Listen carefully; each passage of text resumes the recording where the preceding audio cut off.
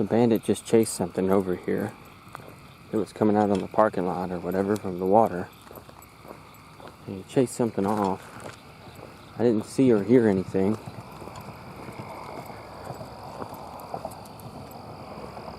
But it took him a while to come back, so he took off after something.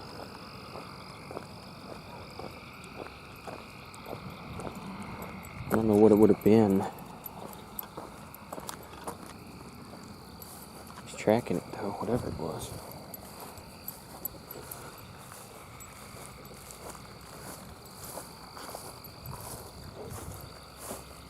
I don't see anything. Oh my gosh. Something just jumped in the water. Something really big.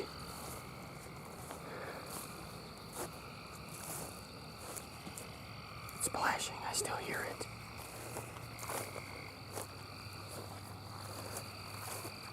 It's right there, whatever it is.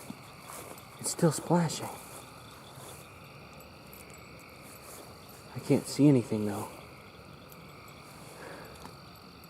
What is that? Oh my Lord, what is going on? Bandit, get back, get back.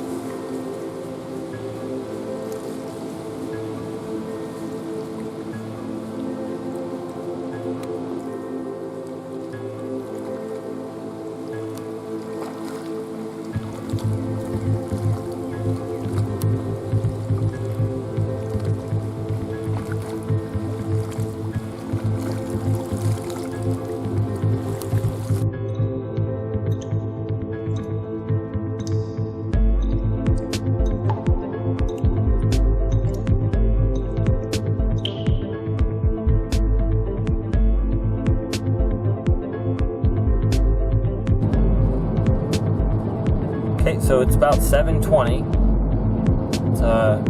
Sun's getting low.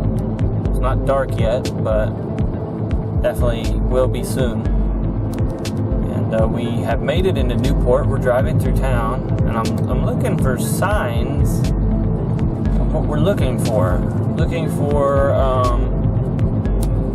evidence of this particular legend in local society. In 1,000 feet, turn right onto Arkansas 69 North. I don't see any statues or painted murals of this alleged Turn thing. right onto Arkansas 69 North. But you know what? We're at the state park. That is a historical piece of architecture. So we're at Jacksonport State Park, about 3 miles or so from Newport. Still looking for signs of our quarry. Haven't seen anything yet.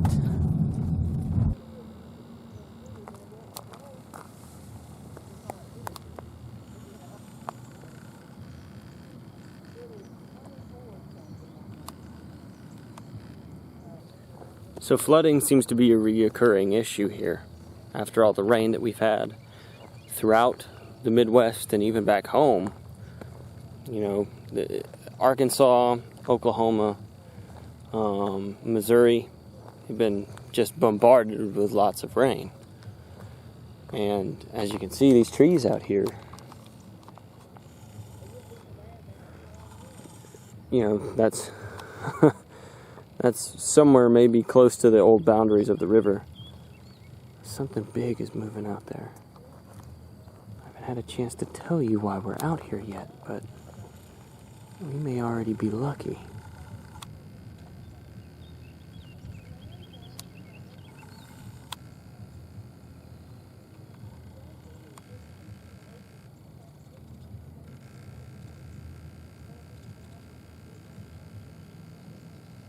Something's moving along that area there.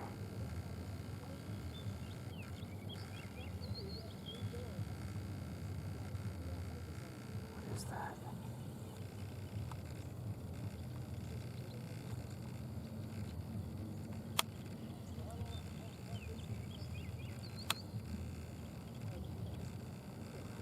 Now there are undercurrents and things like here that a local was just telling me about. I just talked to a local woman. She told me there's a lot of undercurrents and things here. And there's a lot of other possible explanations. But the reason we're out here today is we're looking for the White River monster.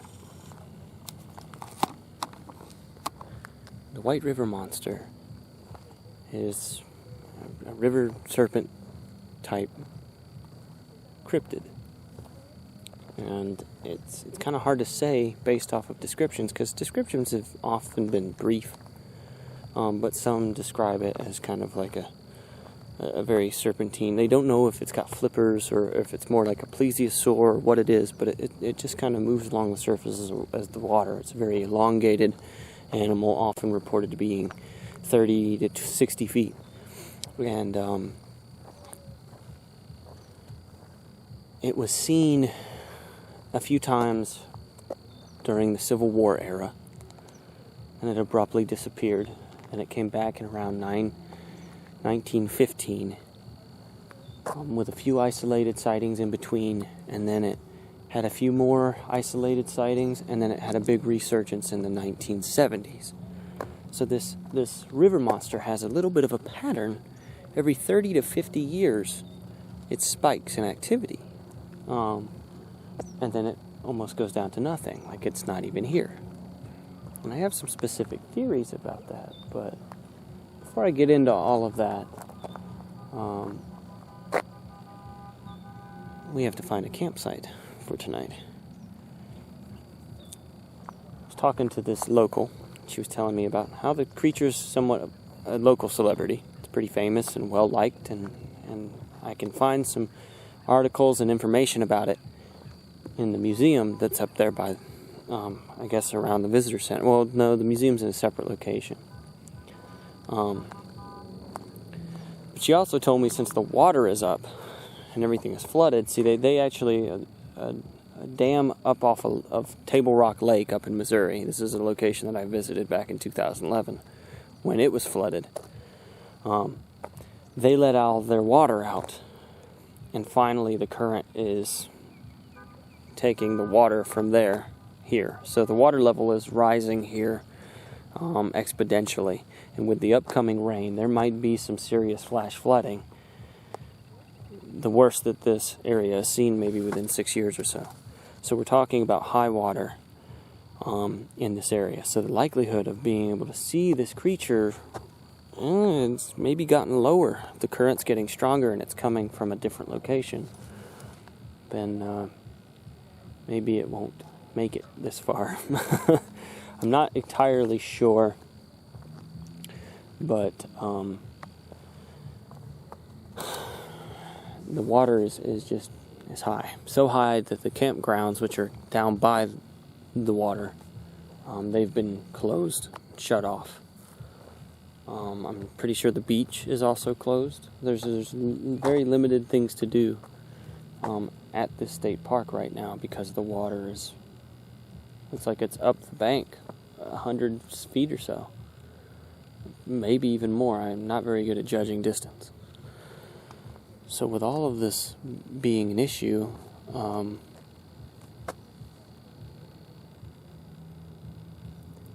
it might be hard to get to ideal locations to start up an investigation. But I am out here and I am investigating this monster, which has been reported from time to time. And we're within a sequence of timing to where we might be in the prime center of time for this thing. If it's seen every 50 years, we might be right on the money for a good sighting, give or take a few years. So if you think 1915, 50 years go by, it's the 1970s. 50 years go by, it's 2015. 2016, 17. You know, like I said, it's probably not exact. Especially if this is an animal with an organic nature. It's not right on the money, precise. But we could be out here at the right time of the year and the right time of the decade. So, or the century, or whatever you want to call it. But an investigation of an aquatic creature solely based on the land could prove to be difficult, and it could be more difficult if the water is so high that it's inhibiting our access to it. So, I don't know.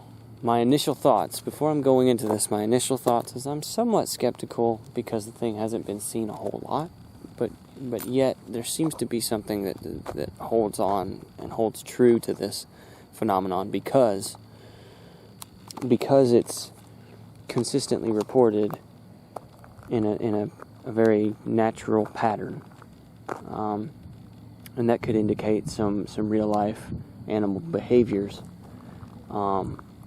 as a possible explanation. And see, now I'm seeing something out there. Is that a current? Is that a separate current?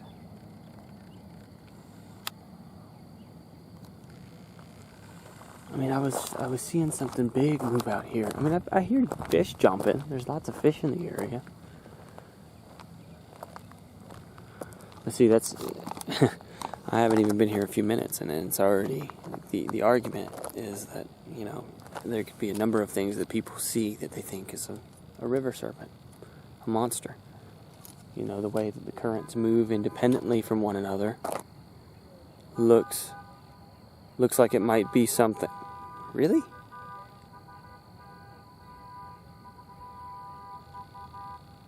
Let the teenagers have their fun, and then I'll continue my commentary, right? Anyway, so like this... What was I even talking about? Oh, so, I mean, I'm looking at this river, this high river, and I'm watching... I mean, look over here. How some of these dark forms are moving across the water. I mean, that's just a log. Huge limbs that are being pushed down the stream, pushed down the river.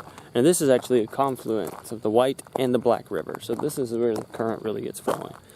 But just by looking at that and seeing how things move, seeing how the currents move independently from one another, and it looks like something might be swimming in the current when in actuality it's just another current, there could be a lot of confusion. Now the water is higher than it normally is, but I think that it's worth noting that this water behaves in a unique way, or at least in a way that can cause a little bit of confusion, especially after some type of legend like a serpent has already been established. Now people come out here looking for the thing, and as soon as they see a weird little wobble in the water, instead of thinking to themselves, oh, that's a large catfish or a sturgeon, or oh, that's just a log that's getting carried downstream, they jump to the conclusion that they saw Whitey, the White River monster. So, I am somewhat skeptical about this, but at the same time, there is a pattern. There is a pattern, and I just need to turn up more about this subject, because it hasn't been seen consistently every day or every year, you know, for the last 50 years, like Bigfoot. It's a cryptid that somewhat has almost all but faded from the perceptions and the minds of investigators. So I am out here trying to see if there's still something that clings on, some theories and some ideas and some recent happenings that maybe we shouldn't turn around and look the other way just yet. So I'm going to read an excerpt from the Field Guide to North American Monsters by W. Hayden Blackman. This book was written in like the 90s. Oh, shoot. Let me look. 1998. So, let's talk about the Whitey, the White River monster. It's got mottled skin and a large horn on the forehead. It's between 12 and 65 feet, estimated between 2 and 4 tons. It lives in the White River in Arkansas. Its population size is unknown. It's thought to be an omnivore. Generally lethargic, Whitey does little aside from drift along Arkansas's White River. However, when approached by humans, the beast can move quickly to escape. The source comes from the Quapaw or Quapaw Native American mythology, as well as some modern reports as well, or semi-modern. Creature today known as Whitey first appeared in the legends of the Indians living on the shores of the Arkansas's White River.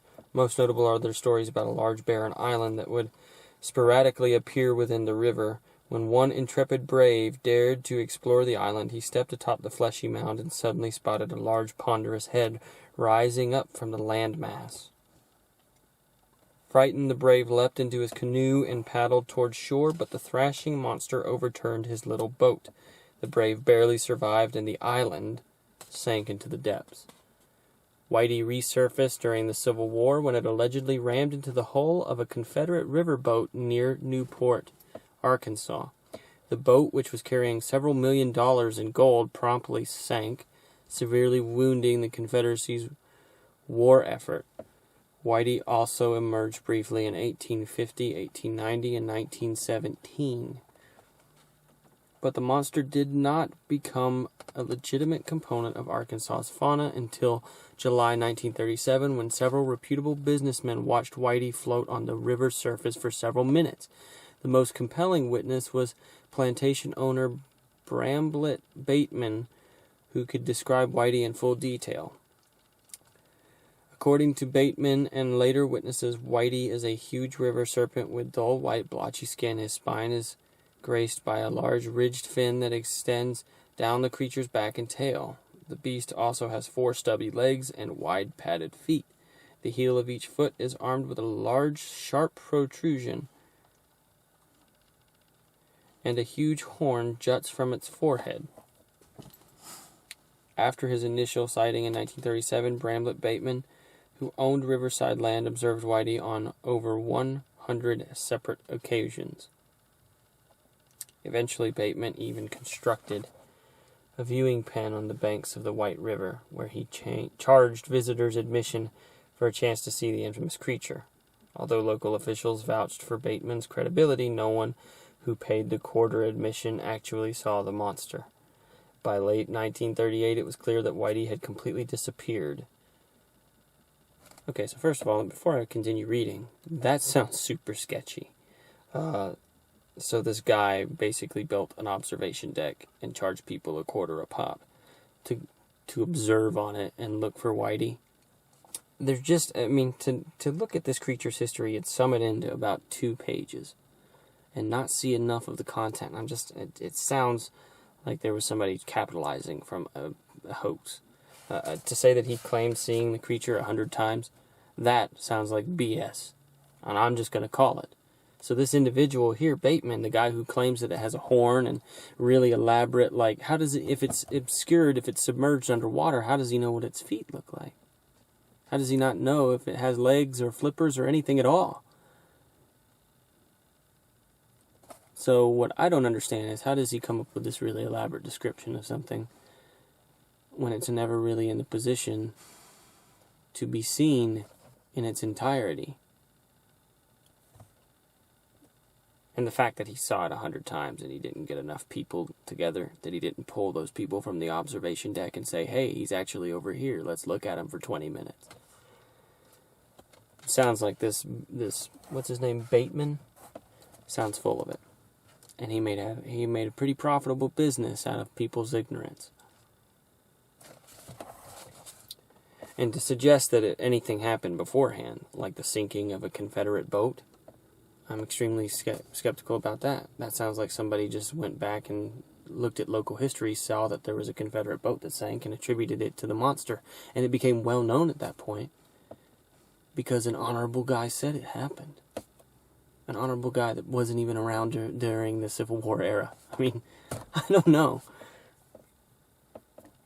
It sounds super sketchy, every bit of it. It just sounds like a local obsession based off of somebody's myth. But let's keep reading.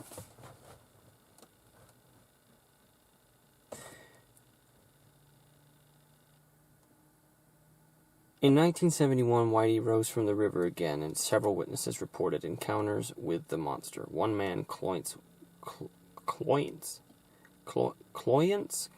Warren, was fishing with two companions near the White River Bridge on June 28, 1971, when the water began to boil and bubble around them.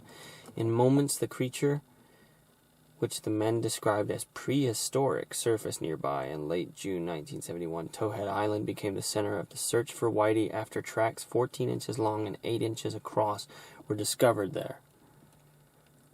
Inspired by these 1971 sightings, the Newport Chamber of Commerce hired a skilled diver from Memphis to search for Whitey and deliver proof of the monster's existence.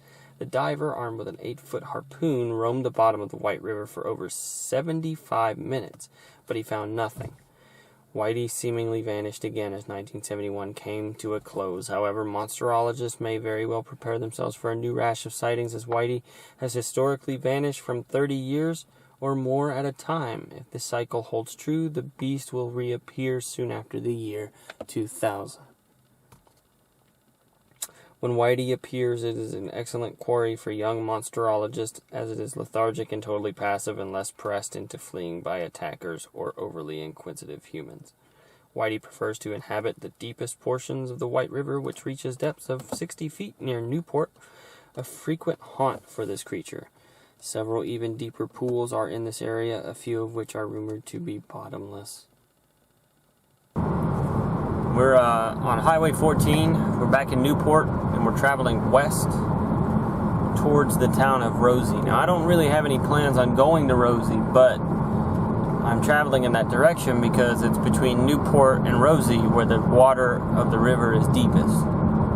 And those are the areas where the creature has often been seen, allegedly. So I'm going out this way. I'm going to be back at Jacksonport for the museum and stuff tomorrow. But we're just moving on right now towards Rosie, and maybe we can find an access point to the river in the designated sightings area for this creature. Okay, so we're going over the White River right now. Obviously it's dark, so you can't see much. There's some really loud tree frogs out here. But it says this is the Newport access point. So this is the city's access point to the White River down here. I wonder how much of it's going to be flooded. Let's see what this sign says. Let's see. Newport access provided by Arkansas Game and Fish Commission and the city of Newport, dedicated in memory of Mike.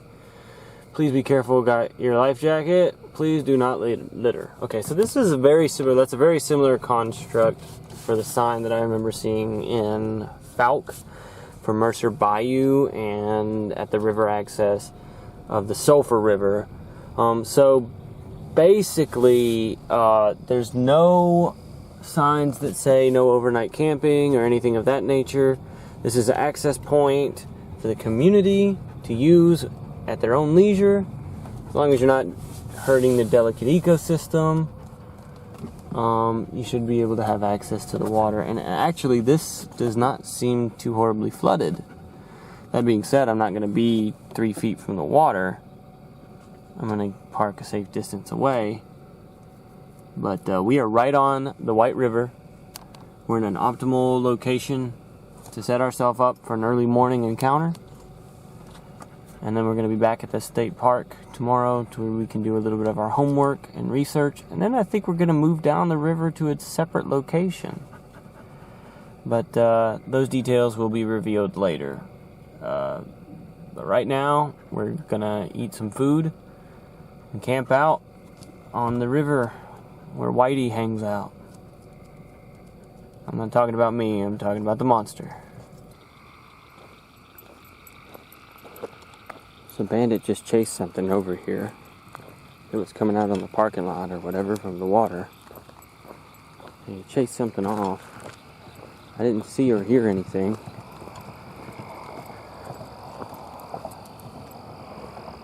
But it took him a while to come back, so he took off after something.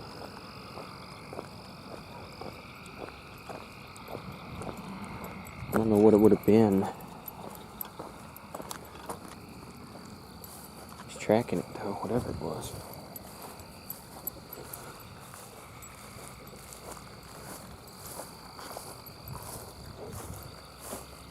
I don't see anything. Oh my gosh. Something just jumped in the water.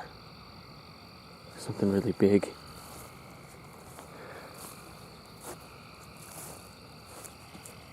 It's splashing. I still hear it.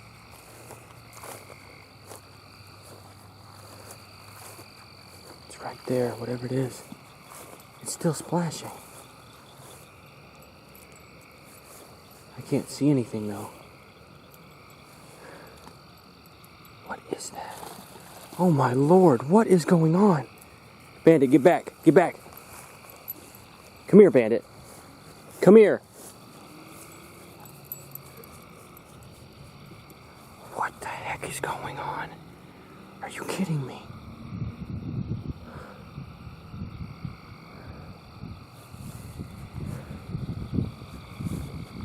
I can't see anything with this camera and this dumb light that I have.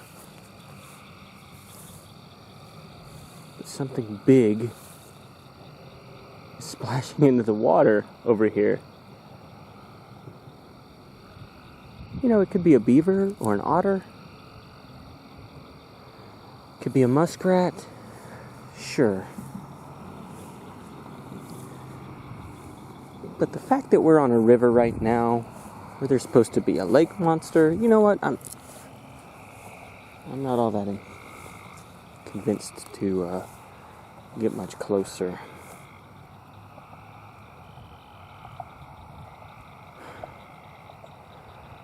I can't prove anything anyway, besides some just big splashing sounds that might pick up on camera. But then if I walk away, it could just slip back in, whatever it is. I want to come over here with my brighter light, but by the time it takes for me to go and get it, oh my God, I see eyes. I see shining eyes over there. It's looking at me, whatever it is. But it's tiny. Whatever it is. What are you, little thing? What are you? Hey.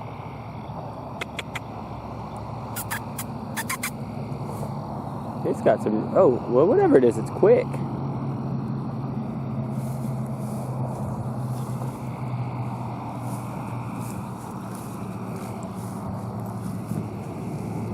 I can't see anything back there, it's just so thick.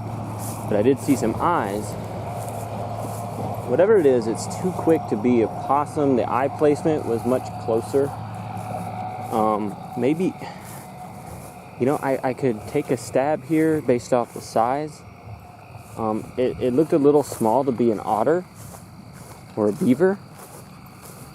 But maybe it was an otter. It could have been a small raccoon. It could be a family of raccoons back there in that thicket. And then maybe Bandit just chased the mother or something. Might have been a mink.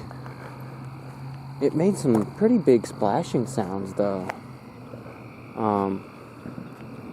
But whatever it is, it's not afraid to get wet.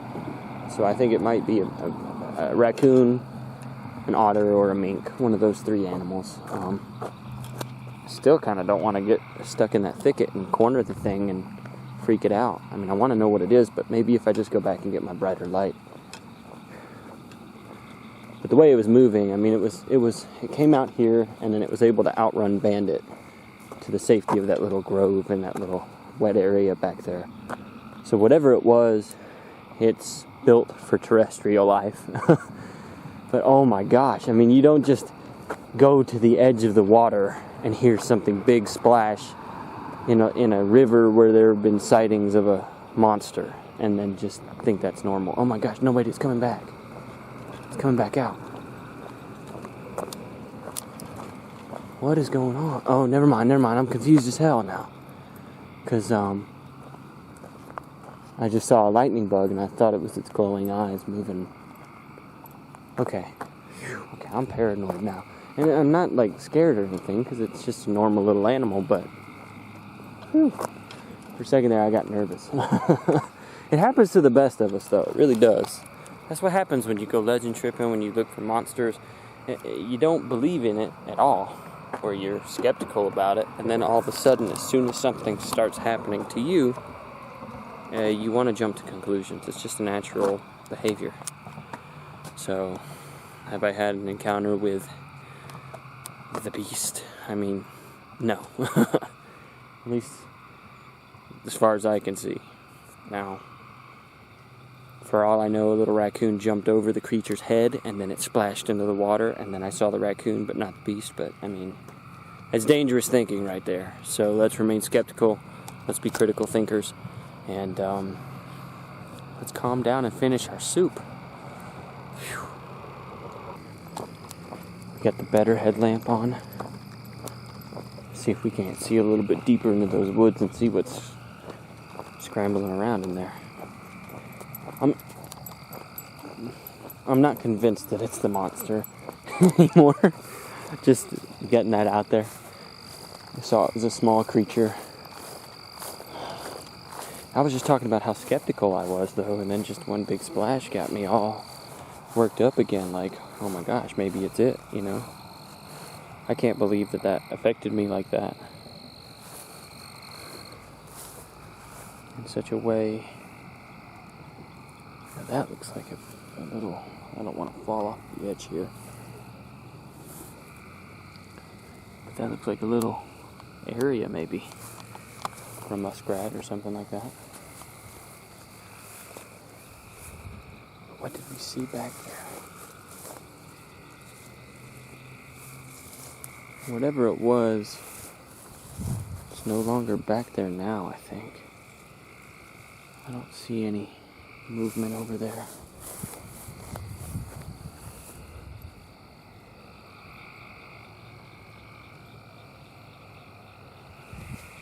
Huh. I heard a little splash over there. I don't see any more eye shine now.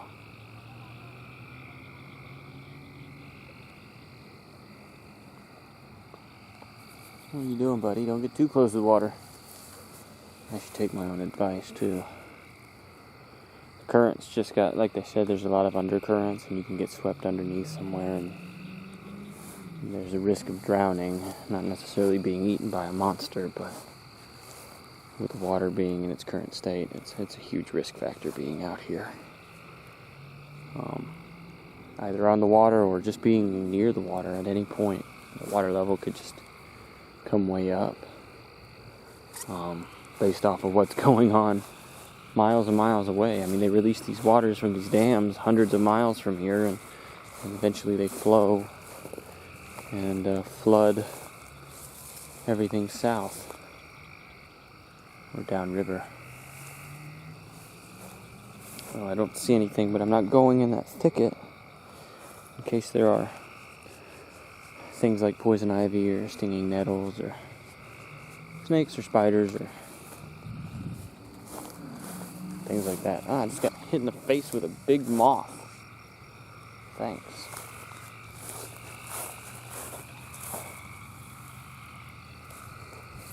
A lot of noise going on upstream. I think it's just some dumb teenagers, though. Every town's got them, you know. Alright, well, whatever was over here, we got eye shine. I saw it. I don't know what it was, but I can confirm that it was pretty small. I think that based off the splashing I heard, it was maybe semi-aquatic, or at least it wasn't shy to jump in the water a little bit. But don't think it was one of them there Whitey monsters. So we're going to retire to the vehicle. Temperature's finally starting to drop. We both had some food tonight. Bandit and I are going to try to sleep. But it is warm. It has been warm. And unfortunately, when you're car camping, you know, it could get warm even when the cross breeze with some windows and stuff. With another body in there with a big dog, it gets muggy. It gets warm and uncomfortable. Hopefully it'll continue to cool down tonight. We can get some good sleep, wake up early, and do our research on this white river monster. Whitey River monster. Alright, well, unless I want to have another heart attack and get unnecessarily excited, I think this is us calling it a night. I mean, this is something like I've never looked for a lake or river monster before. Before I go to bed, I need to say this. I've never looked for one before. Now you talk about Okanagan or Lake Champlain. Maybe at times, even back in the heyday, maybe Loch Ness meant something to me. And rivers are those natural highways to lakes and things like that. So it makes sense that you'd be seeing things in rivers as well.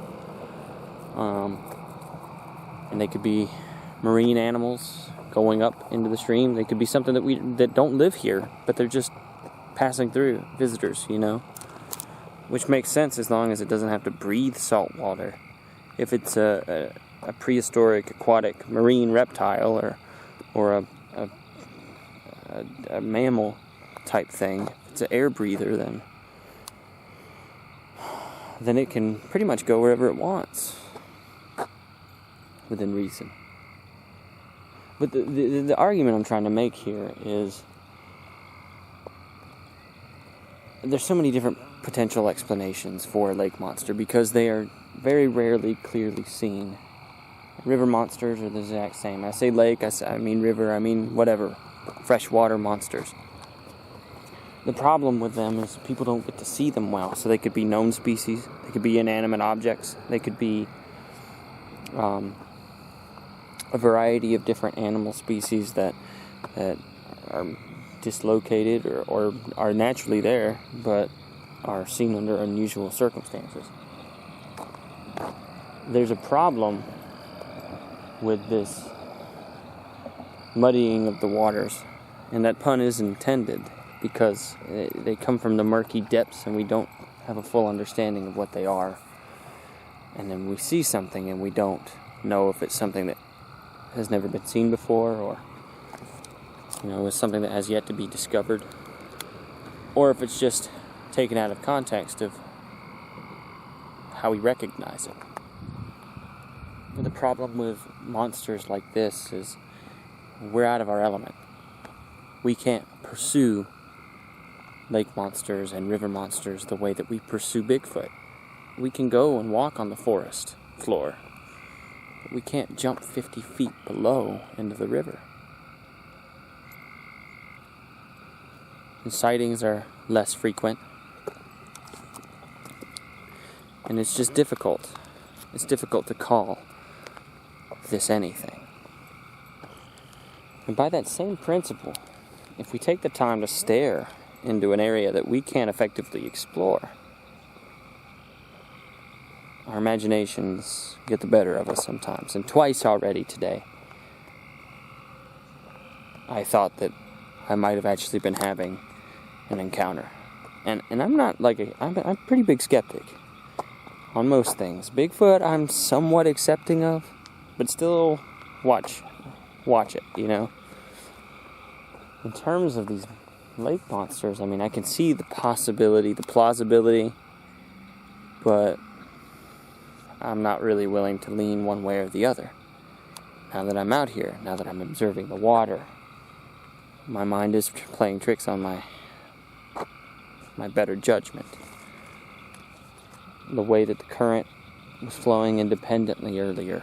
I mean, and really, I don't even know if that's what it was. I mean, I could have seen something moving under the surface of the water. Or it could have just been the current. I mean, that lack of absolute understanding is what a lot of people jump on. And in the obscurity, they convince themselves they've seen a monster. The other issue here is the sounds and the cover of darkness. You know, almost any night you can hear something splash into the water. What does that matter? Usually we dismiss things like that. We just say, oh, it's an animal crossing a stream. Until you're in an area where there's been lake monster sightings. Now, I won't admit that both times I saw something, you know, I wholeheartedly accepted that until I was able to disprove it, I had accepted that I had seen a creature or heard a creature. No, but when I was pretty skeptical and almost decided that this whole thing was a sham, it took one instant, at one obscure moment in the shadows of night, to get me to say maybe again. I think it's important to be reminded that we don't live in the ocean, and that we don't live in the remote mountains. We don't dwell in deep lakes, and we like to think that we're vigilant. But we can't even keep track of each other. Politically, military-wise, economically, human beings are unpredictable. And why do we take it upon ourselves to make the decision that nature is for some reason different, that it is predictable, that we have a full capacity of understanding of it? I don't know.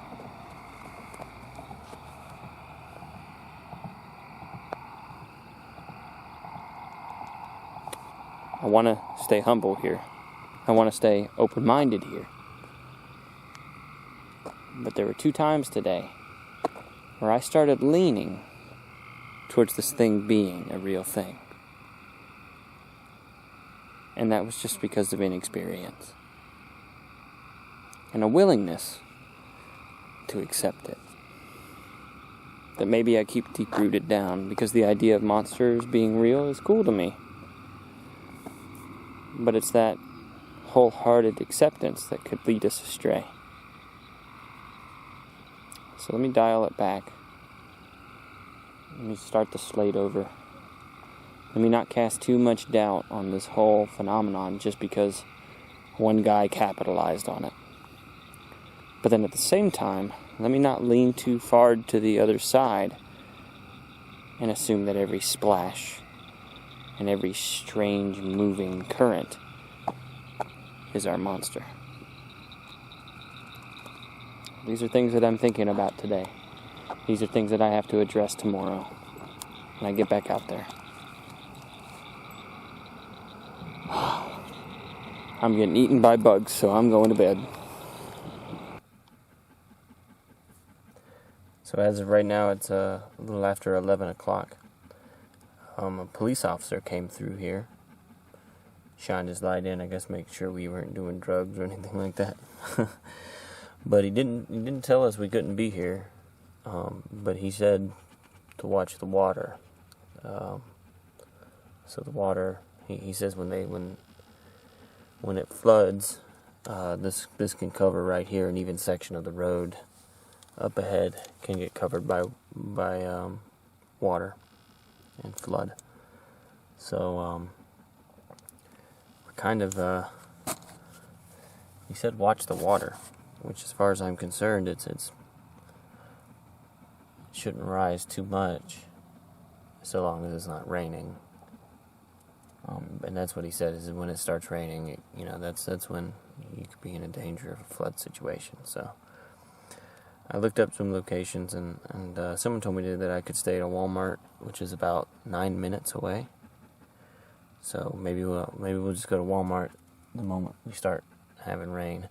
I'm going to leave the windows open, which is kind of, ugh. We're getting mosquitoes come in and out, which is painful. Not painful, but it is going to itch later when I get them bug bites, But at least when the window's open, if it starts to rain, it'll wake me up and I'll know to get out of the area.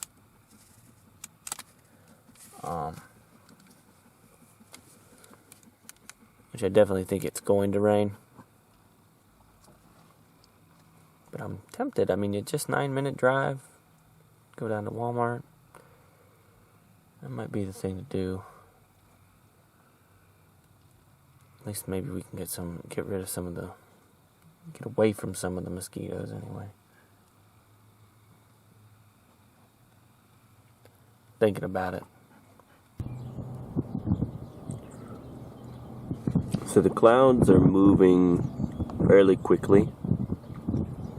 And while the wind was really whipping up last night and early this morning, it is yet to actually rain here in Newport or Jacksonport.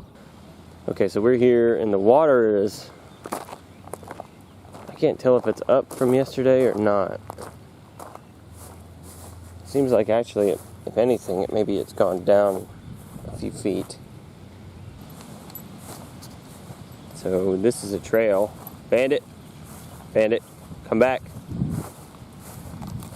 And the trail looks like it's partially submerged here and then picks up down here. I think that's probably the trail where the rangers will have a guided hike talking about sightings of the monster. Now that sounded like a special event, like they do like once a year or something. But yeah. Now look out across this water here.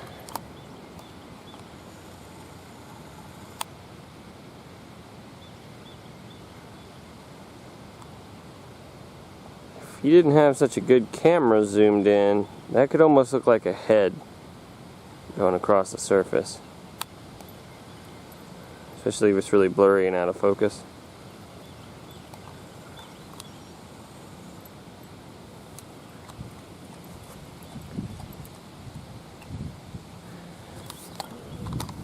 I don't know, I'm still skeptical about this, because there were people who on their own independence were claiming they saw this creature. And the majority of them weren't describing something with a horn on its head. And then you got Bateman into the mix, who's clearly trying to make a profit off of it by creating an observation dock on his private land and charging people to go and stand and look on it. And after several years, no one ever saw the creature. But he made tons of money, and he himself somehow found a way to make an encounter happen 100 times. Now, I'm filming this because this is what we're looking for, this kind of serpentine movement. It's just a snake, a water snake, moving in the water. Now, if we're looking for something that's a serpent, a river serpent, that's the type of movement we're going to be looking for.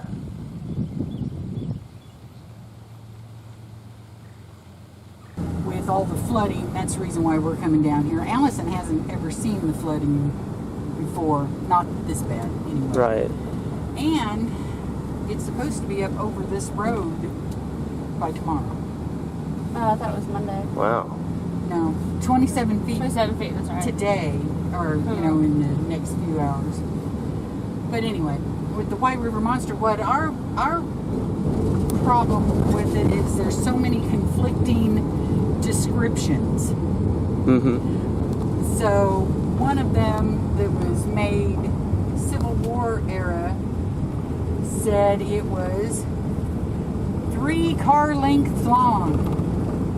Okay, you have to think of the time period. What Right. did they consider a car? And what was a car length? Yeah. So I'm thinking railroad car, because we didn't have automobiles Right. at that time. And those would have been anywhere from 20 to 40 feet long. So if it's a 40-foot car and it's 3 car lengths long, that's a monster that's 120 feet. Yeah. Which would mesh with another description that said the face was 5 feet wide. Well, I can see that on a monster that's 120 feet long. Mm-hmm. But the footprints are only 14 inches. Yeah. And if it's only got 2 to 4 feet, that's not going to fit. That's not going to work with a body that's 120 feet long. Right. So we really have no idea what it looked like. Can you think of any other descriptions that they talked about? The footprints are said to be 3-toed. They supposedly found some on land. So we believe that it can live in the water, but has to come ashore occasionally. Let's see. But I mean, everyone has their own description. We've had scuba divers come down from, I believe, Memphis at one point trying to find it. Didn't see anything. I think in the 1970s there was another sighting, and they said that it made a strange sound that sounded somewhere between a moo and a neigh, which makes it really interesting for our campers right now, because we have a lot of cows in the pasture. Oh, no. Road, so it makes it more interesting for them right now. And I think it was also in the 1970s report, they said that it was in June or July, and it was gray-skinned, and it had normally had smooth skin, but it seemed to be molting at that time, and had a horn protruding from its forehead. So everyone has their own theory as to what kind of creature it might actually be. Some people think it's just a really large catfish or alligator gar. And we have sturgeon. Sturgeons. Yeah, we were looking at the book in the visitor center, and he said that they attributed a 250-pound gar as a potential explanation. Yes. Well, and we really do. You know, people don't think of us having prehistoric monsters in the river, but we do. If you think of a large snapping turtle, snapping turtles have not changed. You guys have alligator snapping turtles, right? We have alligator snapping turtles and the just common snapping turtle. Now, do the alligators come up this far? Well, no, not usually. Okay. But if you think about it, this river connects with the Mississippi, which connects with the ocean, and one of the theories is that it's an elephant seal. I've heard that. That's my theory of choice. Okay. And sometimes they make a mistake, or they get lost and they come up a freshwater river. Yeah, I could see one hugging the coast. That's a long way for it to go off course from the Pacific, but also the males tend to migrate about 7,000 miles a year. So okay, wow, yeah, that's... The females don't go quite that far, but the males go a lot farther, so... Okay.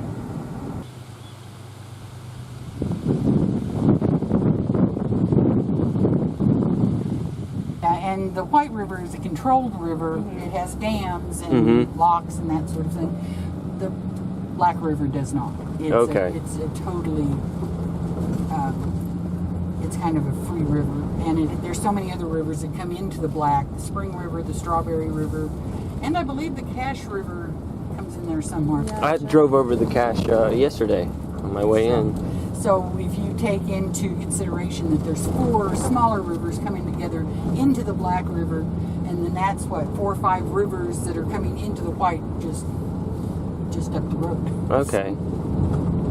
This is the White River. I think I'll drive out on the bridge and turn around so you can see what the Black River's doing now, because the Black River's usually lower than the White River in the summertime. Okay. So So how did you find out about the White River Monster? You know, I've heard about it. You know, I've been pretty active, like, into cryptozoology since, like, middle school. Like, you know, so 11 years now. I've been into all kinds of stuff. And I used to get, like, the encyclopedias on the subject and read it from beginning to end. And mostly I'm into Bigfoot.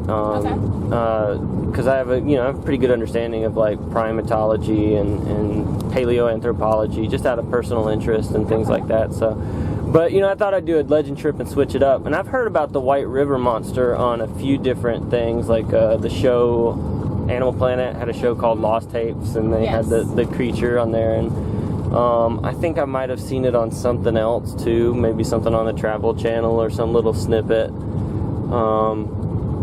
But yeah, I've seen it here and there, and read little, like, chapters and books about it and things of that nature.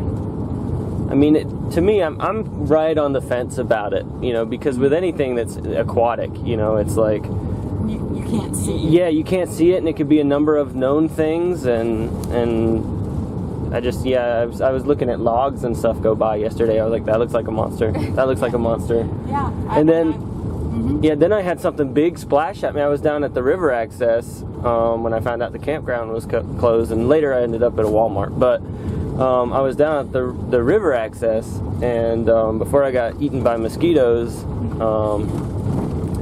there was something out in the water. My dog barked, and I went out there, and like this, whatever it was big. It sounded big. It sounded real big, but it made this splash, and it was right on the edge. And I was like, "What is that?" You know, and I was freaking out. It can't be, you know. And then I see, like, two tiny little shining eyes, and I was like, well, that's too small to be the monster. And I figured it must have been a raccoon, or maybe, do you guys have mink around here or anything like that? We have beaver. Okay, so it might have been any of those things. It could have been a beaver smacking his tail. Yeah, They can be pretty loud. It had me going for a couple seconds there, and here is the Black River. You can see what it is doing, and it's not at its highest for sure. All of this is covered down here.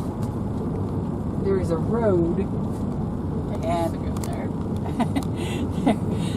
there won't be any road this time. When it goes down this time, the road will be gone. But that far end back there, that's the White River converging with the Black River. Okay. Make sure there's somebody behind me. But yeah, you can kind of see where it's coming in from the right hand side. That's the White River going up that way, and this is the Black River. I've got a vehicle coming up behind me. So what do you think the most likely? What are your theories about the monster, in terms of what do you think people are seeing? Sometimes I think they are actually seeing logs, because you know as well as I do, the wood takes many different shapes, and if it just happens to look like it has a head on it, or if there's something with the current that's causing it to bob up and down. So I don't know. I've never found a track out there. I've taken kids on a lot of White River Monster hikes, and so has Allison, but I don't think we've ever seen the monster.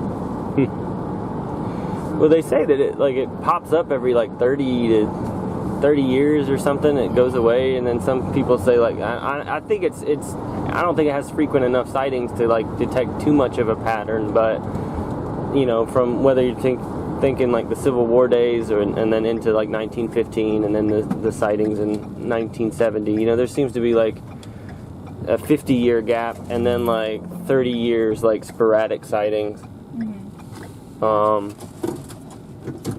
And I don't know how I feel about that.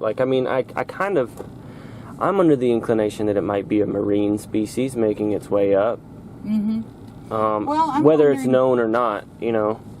I know it would be way, way out of its regular area, but something that has a white skin and a horn, a narwhal. Yeah. I don't see how that would happen here. I thought about that too. Well, see, I don't know if I buy the horn, because with the elephant seal thing, it's got that trunk. Right. Well, it was it Bateman? Bateman was the guy that claimed he saw it 100 times. Would that be Captain Bateman? I don't know if he was a captain or Morgan Bateman. It might be. I think that he was a him. steamboat captain, and okay. But he was. I've read his history. He was the captain of the Mary Patterson during the Civil War, and he didn't fool around. He was a fairly serious guy. So if he thinks he saw something, I'm sure he wasn't lying about it. And I've read enough about him that I don't think he'd try to fool anybody. Mm-hmm. Boy, this is our day. School buses and.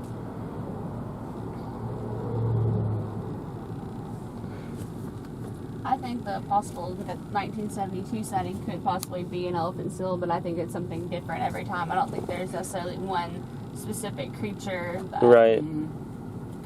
That is the White River that you're seeing. Oh, spilling over there? Well, yes, but can you see through the trees? Oh, yeah. That's not sky. That's actually river. Okay, yeah, okay, I see. That you're looking at. They're sandbagging over at Oil Trough. I heard that last night. They were asking people to come back by this road, 69 North, instead of coming back from Batesville via Highway 14. Last year, about a year and a half ago, it was during Christmas break, and I've not worked at this park very long. I've been here a little over 2.5 years, and most of the parks I've worked at have been on a mountain, but I've never worked at one by a river like this one is. So I was coming back from Christmas break, and it was flood season, and I never even thought about it.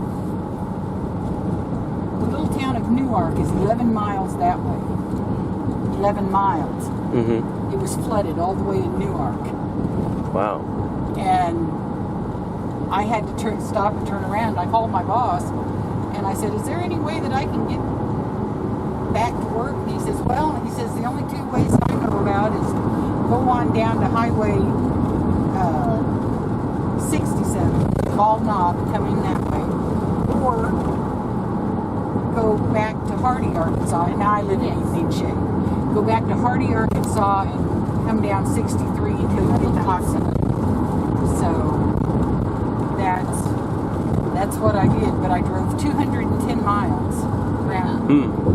I haven't told to drive 55 miles. So we're in the historic courthouse. I'm inside Jacksonport.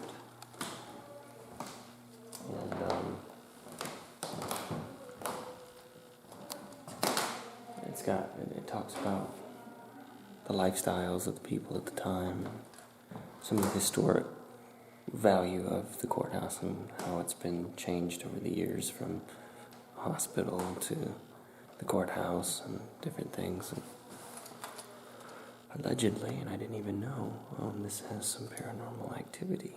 There's been a few what Vicky calls sensitive people come in and sense presences and things, and she says that she's had some strange things happen out here. We heard a little bit about some of that earlier, but said that some big books were moving around on their own, and doors were slamming even though they were bolted shut. So there's a lot of strange things going on in this courthouse. So if you want to go and do a legend trip, come to Jacksonport State Park, because you have the White River Monster along the White River, and then you have, in addition, potential paranormal activity in the historic courthouse.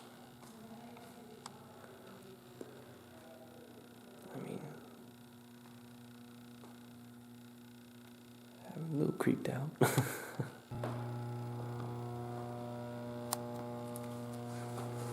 So it seems like there's a pretty good mussel industry historically here. I can't help but wonder with more people out on the river looking for freshwater mussels, why aren't there more sightings?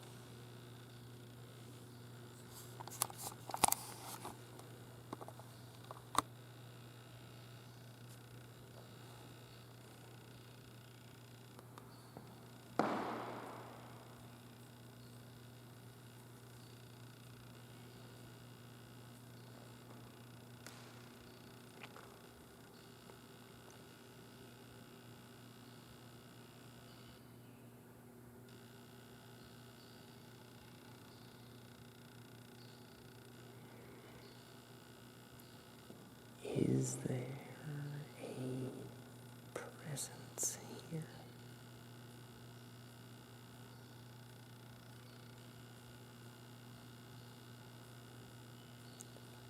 I was kind of scared to ask that.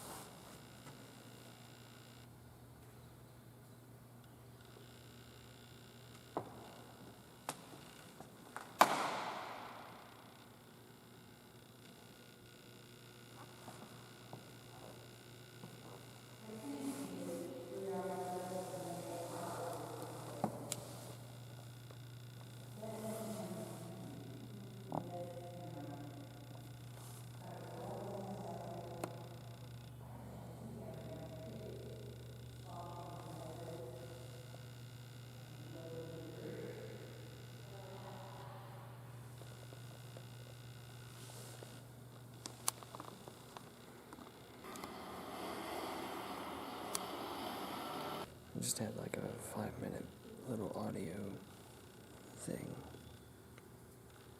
The history of this courtroom was dramatized. It was really nice. But they didn't mention Whitey. Supposed to be a picture of the monster. I think that's because it looks like this might be the shore and this the river now. It looks gray. But I think that's what they were looking at. That almost looks like an alligator. yeah. It says they reported seeing something looking like 2 cows sticking out of the river.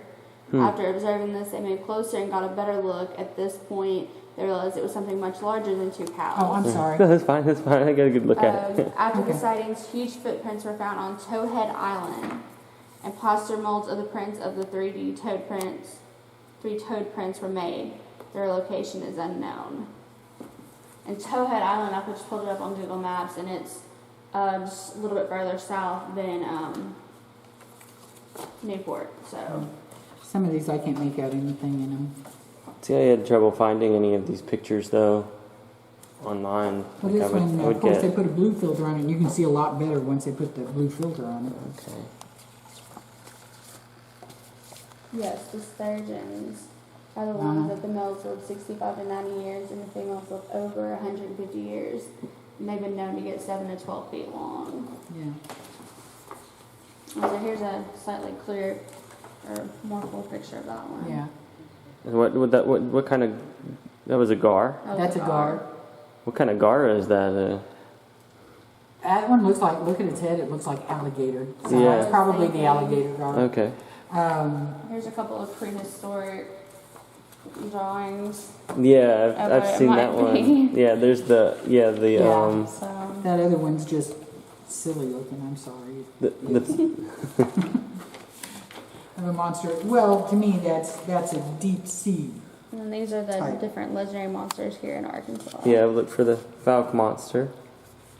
What is the Gauro? I have no idea. The Gauro and the Diaticus or whatever. I've never studied them. I've never heard of either one of those.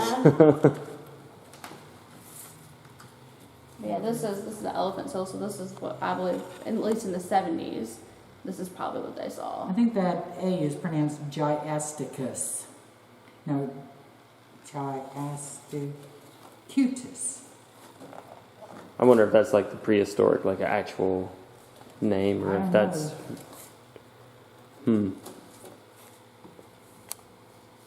See, now you know as much as we do. Yeah.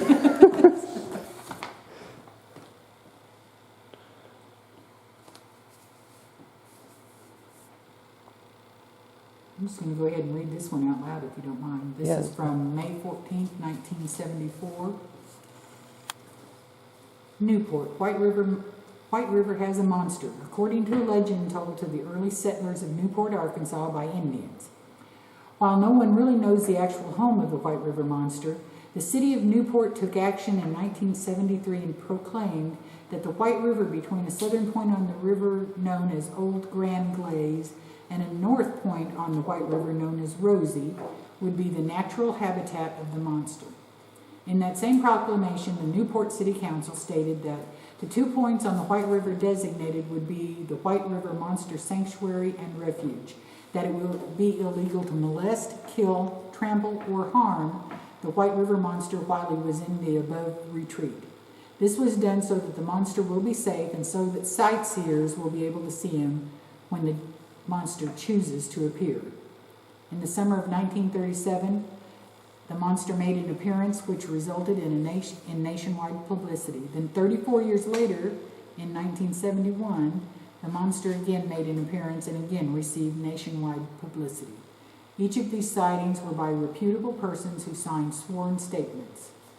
One man, W.E. Penix, who saw the monster in 1937, said it was as long as 3 autos. So that could be about 60 feet. The monster is reported to be a long serpent type. To this day, the White River monster has a home between Old Grand Glaze and Rosie, Arkansas, where he can hide and rest. Here's So here's the map for that.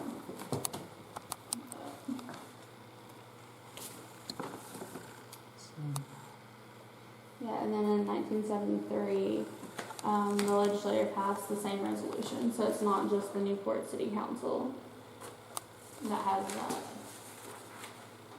Can you get it good enough? Do you have high enough resolution? Yeah, I think so. What's this talking about here? White River monster continues to be an interesting topic for more than 100 years. Wow, that's a long time. And that also, you can probably go to the Jackson County Library in town, and they may have microfilm where you can look these up. Okay, and read them. well, I'll take a still shot here. Okay, so we're getting ready to leave Jacksonport State Park. Everybody was really warm and welcoming, and we talked at length about park history and working for the Park Service and paranormal experiences and White River monster theories and everything. I mean, I picked up this little book, which I think might be like a fiction, but it's about the White River monster. It's a children's book. Let me see if I can't find another turtle somewhere. Yeah, look at these guys right here. There they all go.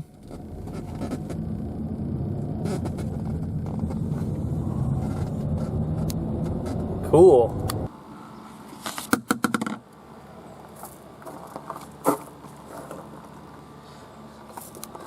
You got black bear here.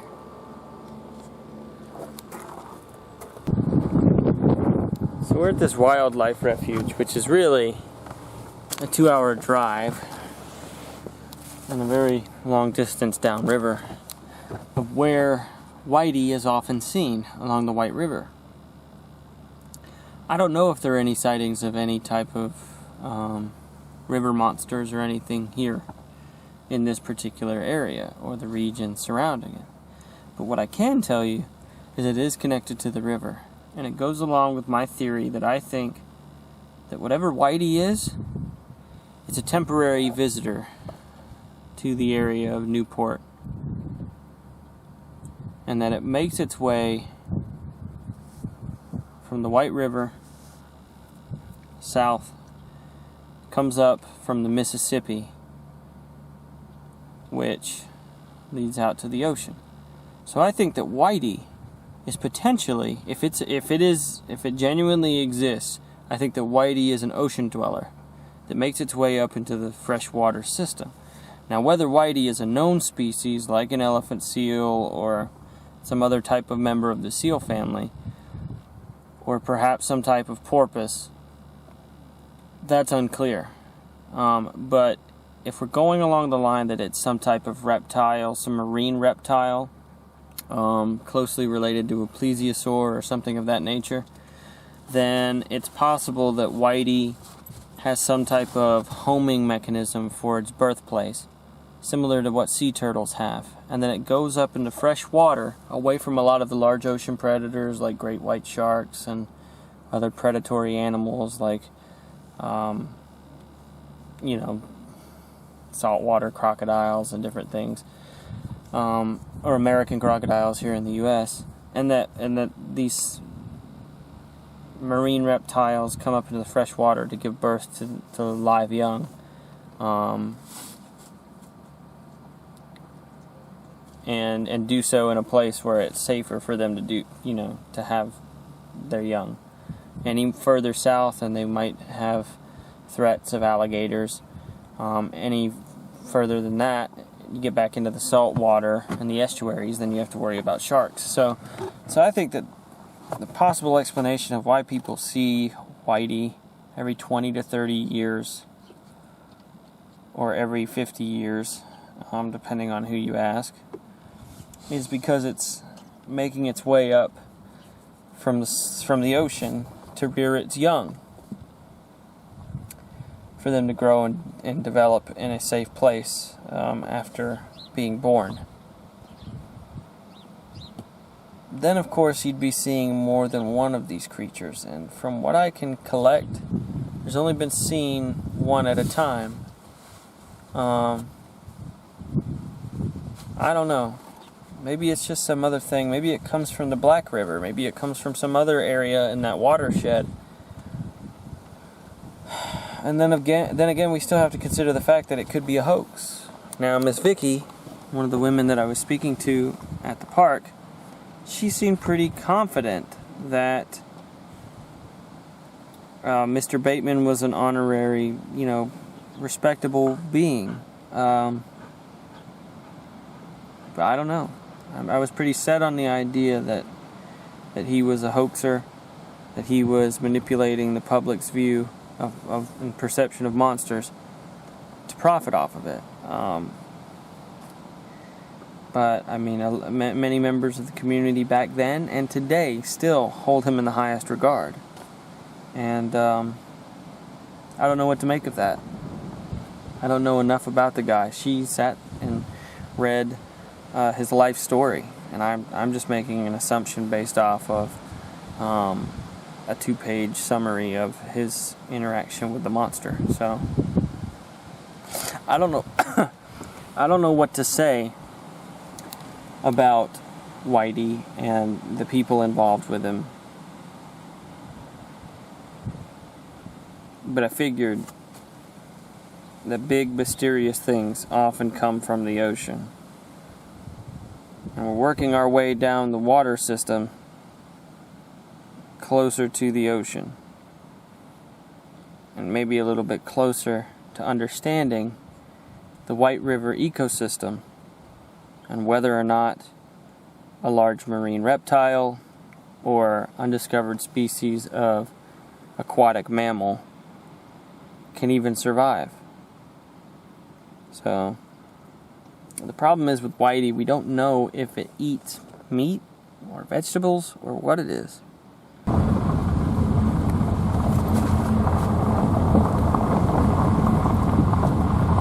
We keep going along the length of the White River, just trying to survey the surface of the water for any unusual movement.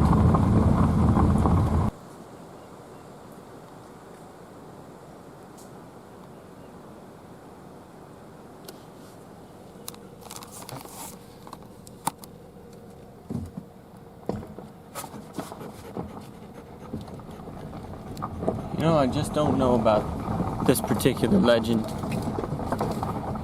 We can't follow 60 feet below the water surface. We can't effectively call out to an aquatic monster.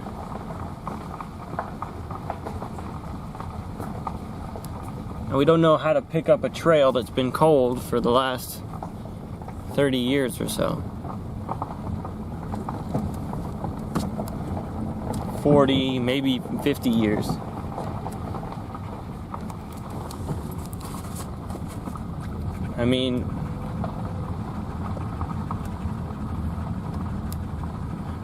there's reason to believe that there are big things swimming in the dark depths of our rivers and lakes, of our ocean.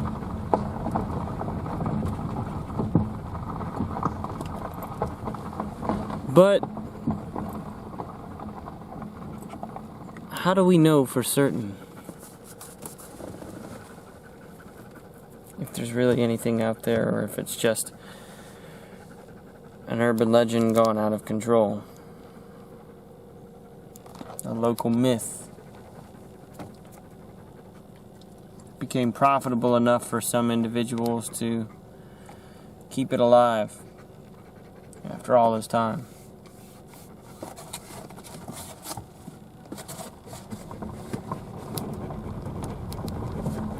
How do we know that what we're seeing is really what we think we're seeing?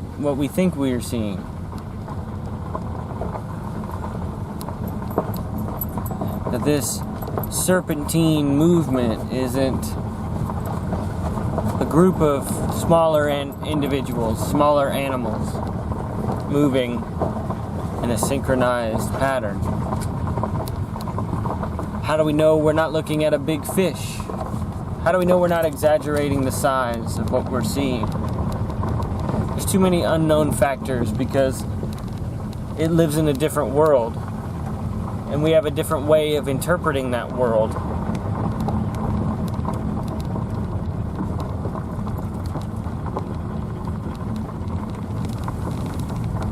Now, I've seen how small aquatic animals or semi-aquatic animals can make a big splash.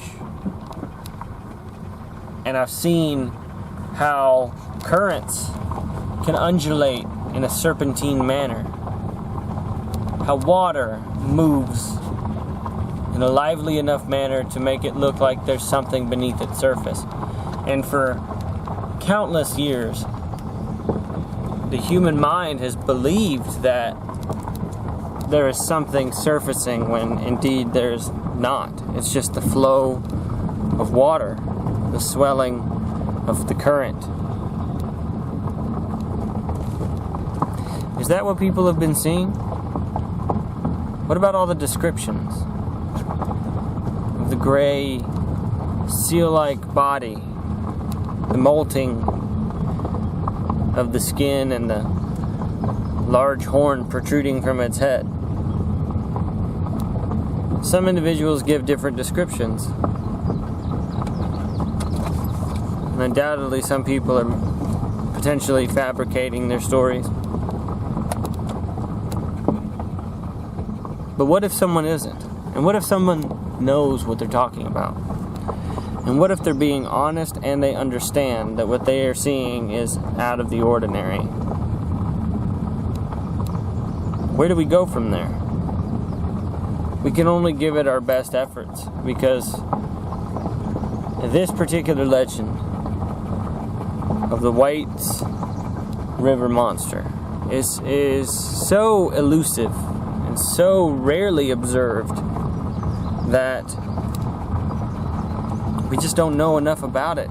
If we were going to entertain the possibility of its existence, how would we even know where to start? Aside from a few sightings that give very little detail, the creature isn't predictable. And we don't know if it's here or thousands of miles away, swimming in the Pacific Ocean or the Atlantic Ocean.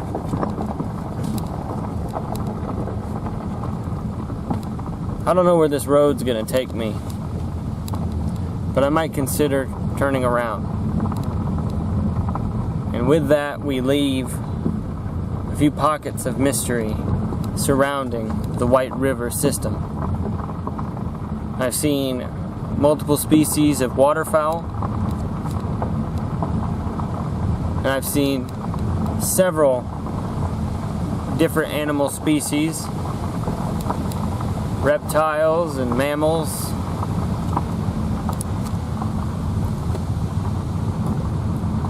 And yet we're no closer to solving this mystery.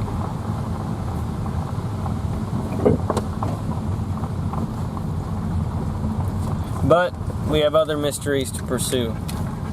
And time's running short. So I believe we're going to have to call this one. Maybe revisit it another day. Whitey, you remain elusive. If you exist at all.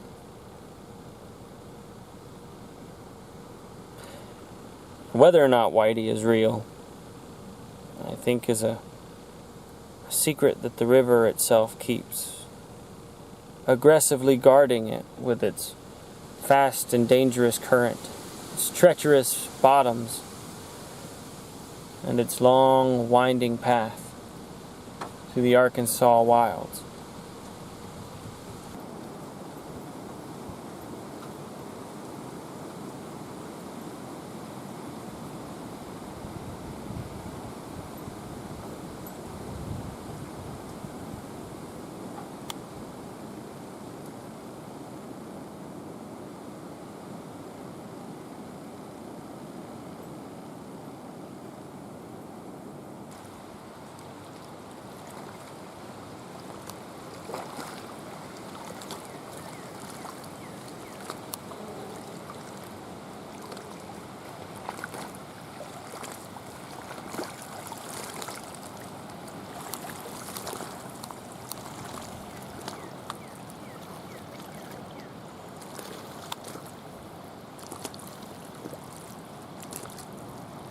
See the way that current almost looks like something undulating.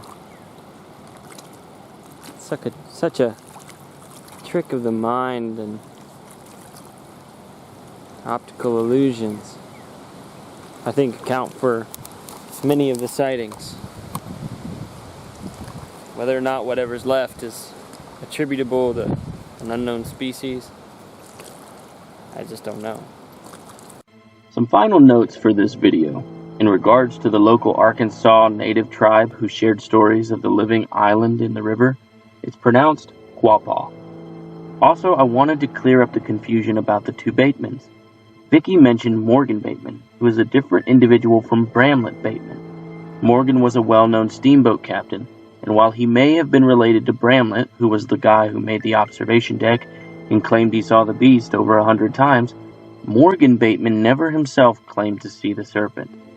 In addition to being labeled as a plesiosaur, an unidentified serpent or eel, a massive snapping turtle, an alligator gar, sturgeon, alligator, and elephant seal, the monster has also been described as a giant catfish, a wayward manatee, and even a Zephactinus, which is an extinct predatory fish reaching lengths of 15 to 20 feet long with several sharp teeth. It may have been a relative of the tarpon, which it resembles, and it could possibly survive in both salt and fresh water, like some species of fish today. However, this is likely not the case, but whatever the monster is, its fame continues to grow, making appearances on Travel Channel and Animal Planet specials, even being mentioned in a bestiary from the Harry Potter universe.